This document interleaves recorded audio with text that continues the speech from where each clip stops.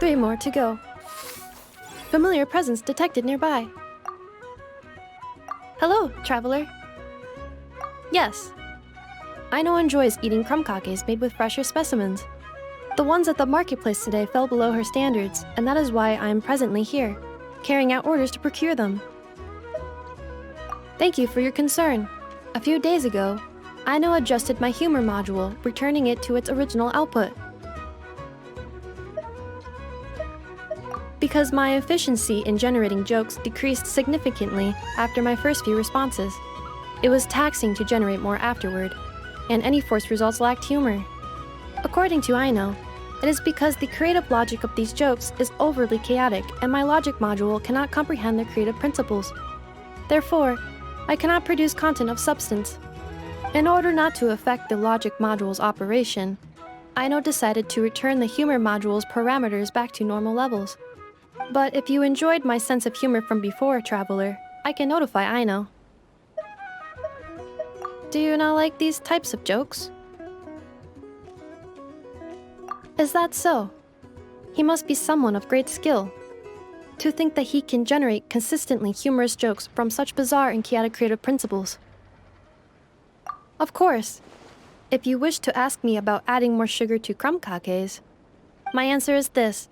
Crumb-kake recipes include specific quantities of sugar to be added.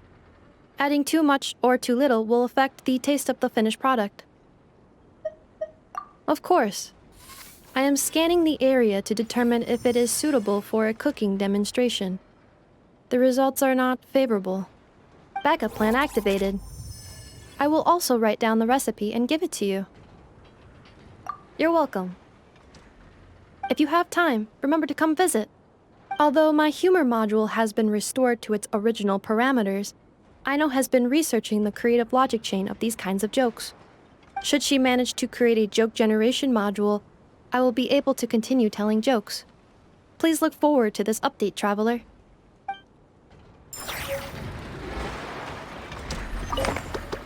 According to my list, I need to gather 3 more laka berries. Until next time.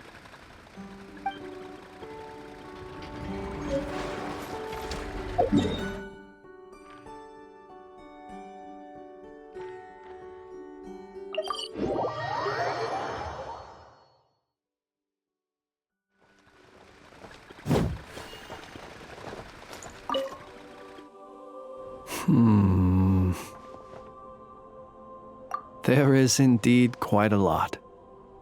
After accounting for daily necessities and emergency supplies, there's still enough to set aside in case of sudden visits from my colleagues. After all, my personal requirements are modest. It would be a waste not to save the excess and use it to help others in need. Lamp oil, candles, leather, paper, and pens. Oh, and a few bottles of strong liquor, and some emergency food, of course. Judging by your expression, I can tell you're wondering. What emergency food did you buy? Exactly. These supplies need to stand the test of time, so all of this food has undergone special processing. I assure you, unless you're on the brink of starvation, you don't want to try it. The cured meat, for example, is as tough as tree bark, and the biscuits taste like tossed-out newspaper.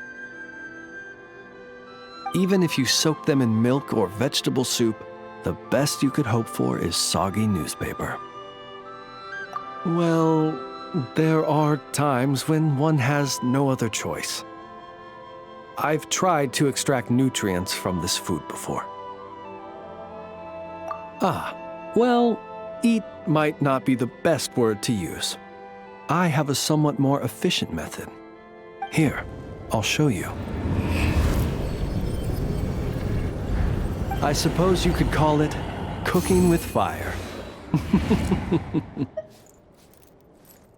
There have been a few more desperate moments when I've been trapped alongside other poor souls.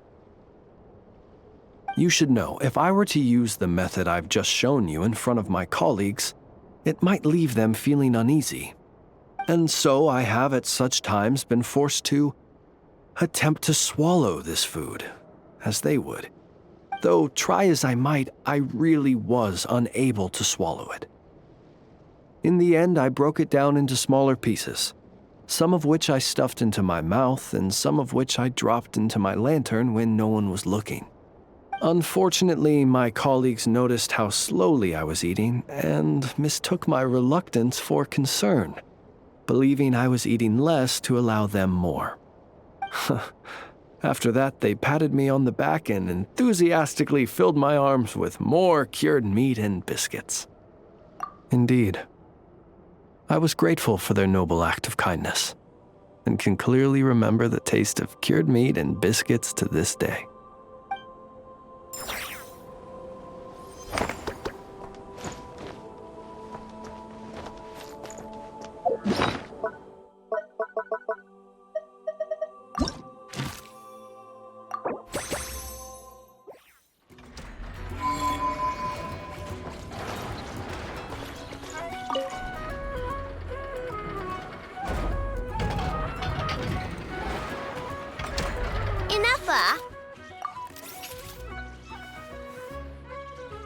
Yes? Do you like kittens? Based on previous established patterns when you asked me. Do you like snacks, Inefa? It was actually because you wanted them. Do you want a kitten, Aino? Don't you think Ashrio's a total cutie patootie? I know, we have discussed this before. Our house is not suitable for pets. I know that. I don't want a cat or anything. I promised you, didn't I? But say, Inefa, don't you think cats are cute? I think cats are very cute. However, it would be even cuter if you could make me a vacuum cleaner that does not get clogged by cat fur.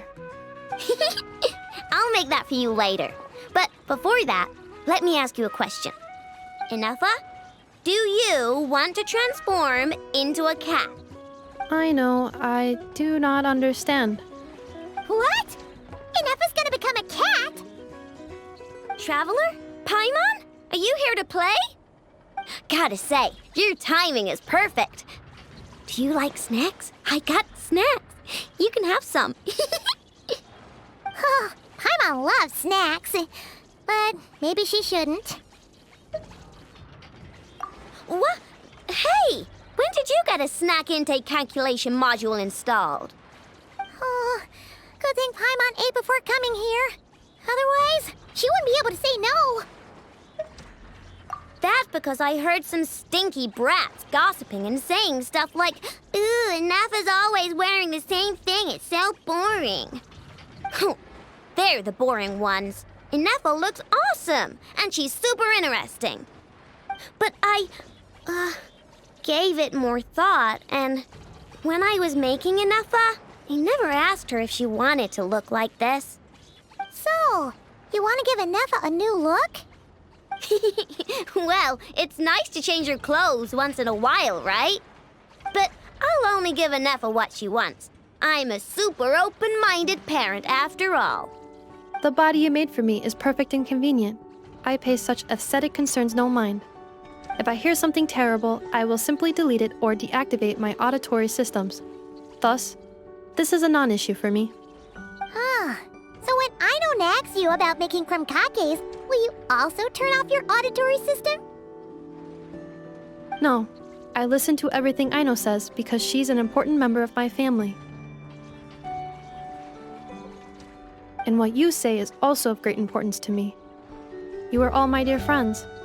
My current records indicate that a majority of conversation topics between Aino and Paimon include eating various types of sweets or sneakily discussing where they would go to eat. The last record occurred in the middle of the night, so I must recommend you two eat less. Oh, you don't have to keep that sort of record. On the other hand, the traveler's speech is divided between commissions, caring for and helping friends, as well as dealing with various kinds of dangers. Traveler, I recommend you rest more. Well, you've got no work to do now, so I guess it's rest time. Which means I'm going to make a nice kitty outfit for Inefa. Help me out, Paimon. And I can make one for you while I'm at it. Don't agree on Paimon's behalf. Well, unless it looks good, then Paimon thinks that wouldn't be so bad. All right, then we're all set. Enough, make us some crumb cakes. Once you're done, we'll have your outfit ready.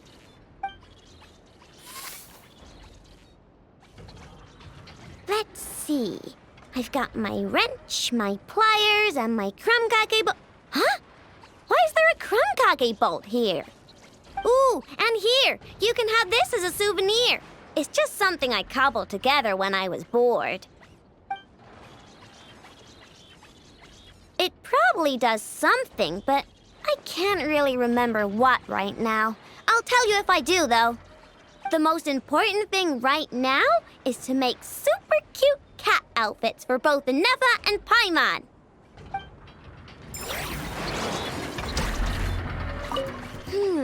What color should I...